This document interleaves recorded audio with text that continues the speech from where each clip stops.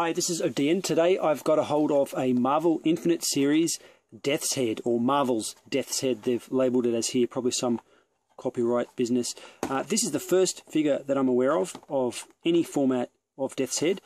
Deathshead is a character from the G1 UK comic continuity, and I remember him popping up. At the time he seemed a bit weird to me, but he really grew on me, and I really liked the look and character of Deathshead, so I'm glad that we finally got a toy.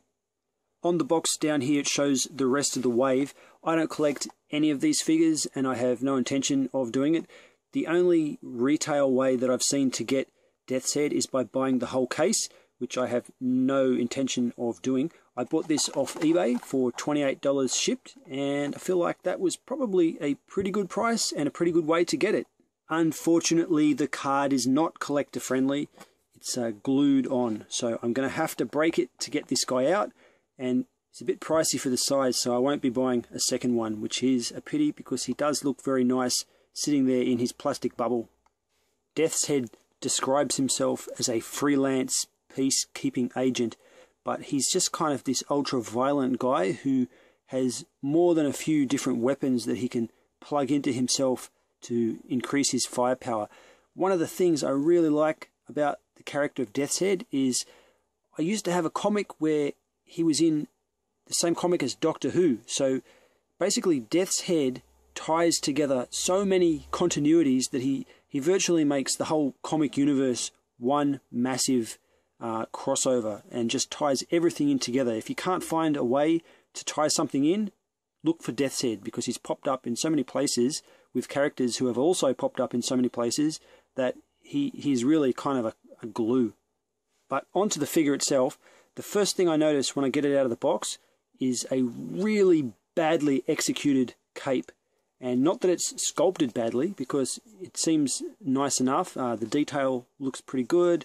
It's flexible enough. Everything's cool like that. But there are no pegs. If you look inside, you can see there are peg holes on the front and the back of his torso, where you would expect this rubber to peg in, but it has no pegs, so it cannot securely join, and it just sits here in a really unconvincing way. I guess I'm going to have to fix that. I'm not sure if I'll pin it on, because it's pretty soft. I could probably just stick a pin, like an actual pin, a metal pin in there to hold it on, or glue perhaps. I'm not sure. Anyway, I'm not doing that right now, but you know, you can just hold it down if you want.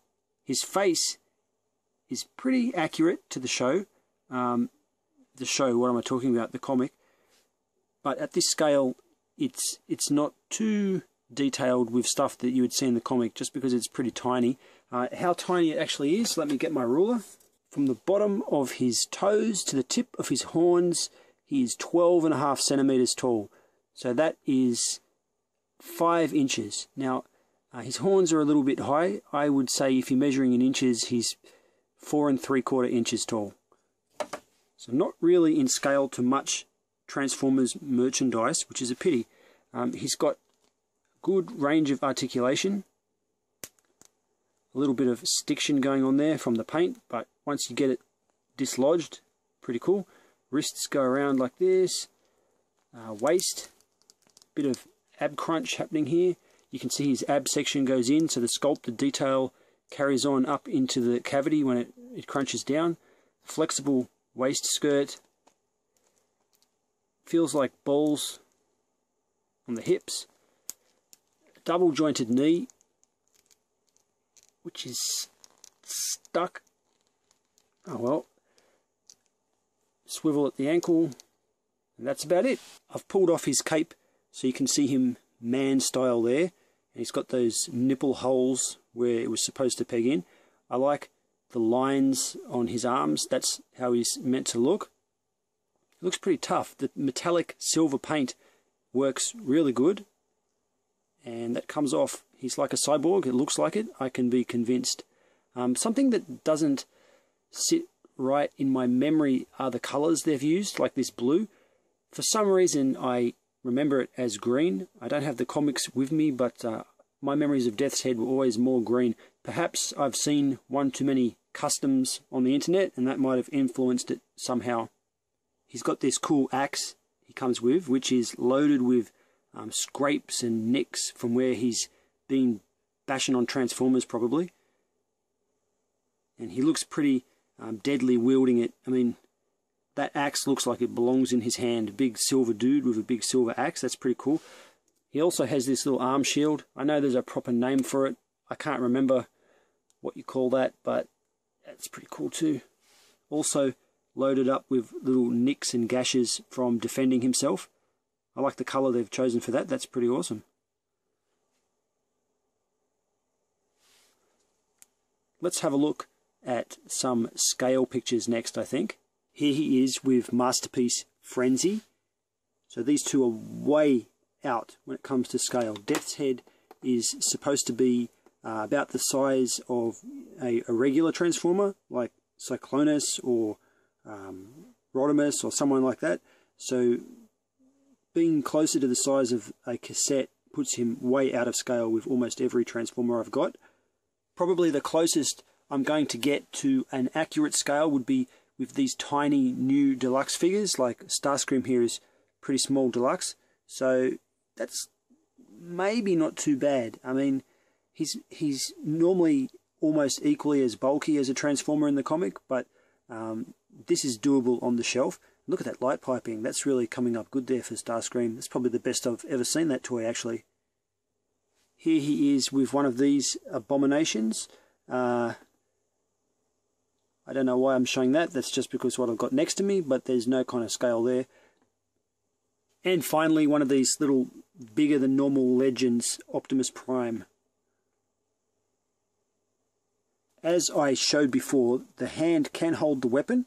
If you don't like him holding the weapon, Deathshead could always pop things straight into his body. So you can remove the hands and stick the axe right in like that, which is a nice touch. It's just a pity he didn't come with more accessories, because he does have two hands you can pop off, plus the shield, in theory at least, can peg into the back, although it really doesn't like to do it. It's pretty weak. You can hold itself in there, and it should be able to slot in two more handles into that clip, the little C-clips there. So he should have at least 4 accessories to use all the available ports in this figure, but they've only included 1. My final thoughts. I like this. It's not essential.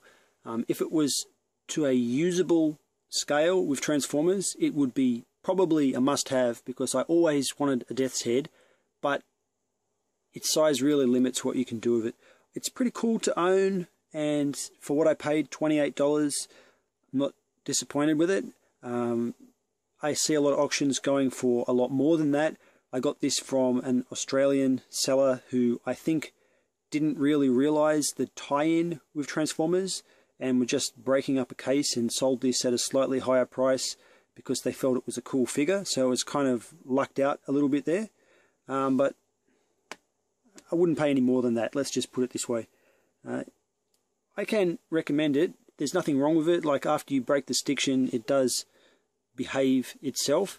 But this is definitely going to need some modification. I haven't put it on in the final pose here just because it doesn't really stay on and it looks weird. But I'm sure that something can be used to hold the cape down. Anyway, this has been my video review for Marvel Infinite Series, Marvel's Death's Head. I'm Odeean. Thank you for watching. I will kill you, yes? Yes. One final word, okay? As soon as I finished recording the bulk of this video, I looked on the ground, and I do actually have another accessory. This mace, I think it is, that's what you would call that, it had fallen out of the pack and was just sitting on the floor. So, I'm sorry to mislead anyone. There are actually 2 weapons that can slot into each of his wrists. So, that's really kind of okay and improves my opinion a little bit more. Anyway, I'm Odeean again. Thank you for watching.